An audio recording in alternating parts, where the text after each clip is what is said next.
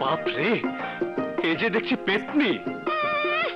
গ্রাম ছেড়ে 2 পা দূরে শহরে গিয়ে 2 কলম লেখাপড়া শিখে এখন তো গ্রামের মেয়েকে পেতনি মনে হবে।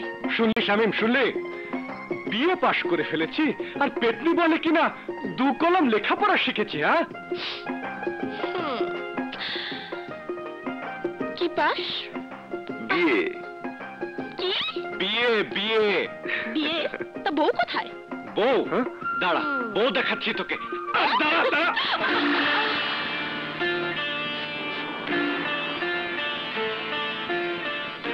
রিনা, তোর পিঠে এগুলি কিসের দাগ রে? দেখে বোঝো না কিসের দাগ? তা তো বুঝলাম, কিন্তু কে তোকে এমন করে মেরেছে? মামা। তোর মামা কবে এসেছিল গ্রামে? আরে সে তো শামীমের মার মৃত্যুর রাতেই তোদের সিন্দুক ভেঙে সব গয়না নিয়ে পালিয়েছিল। হ্যাঁ, এতদিন কোথায় ছিল জানি না, কাল রাতে আবার এসেছিল। কিন্তু কিন্তু তোকে মারলো কেন এভাবে? কোন এক লোকের সাথে আমার বিয়ে দিলে নাকি তার ব্যবসার অনেক উন্নতি হবে। বাবা মারা যাবার পর আমার হয়ে কথা বলার কেউ ছিল না, তাই নিজেই নিজের কথা বলেছিলাম। তারই শাস্তি। কোথায় সে জানোয়ারটা? আমি ওকে ছিঁড়ে টুকরো টুকরো করে কুকুর দিয়ে খাওয়াবো।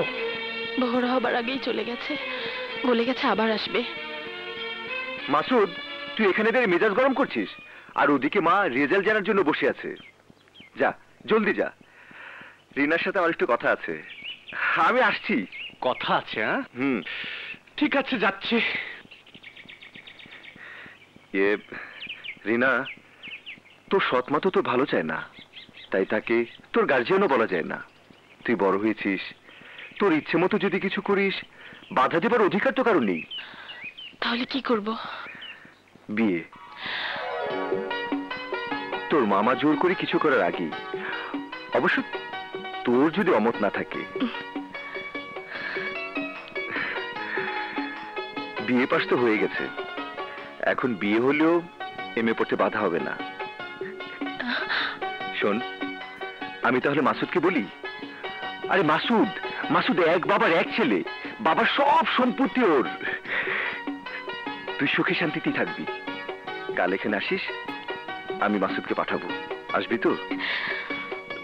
Good, that's like a good girl. By.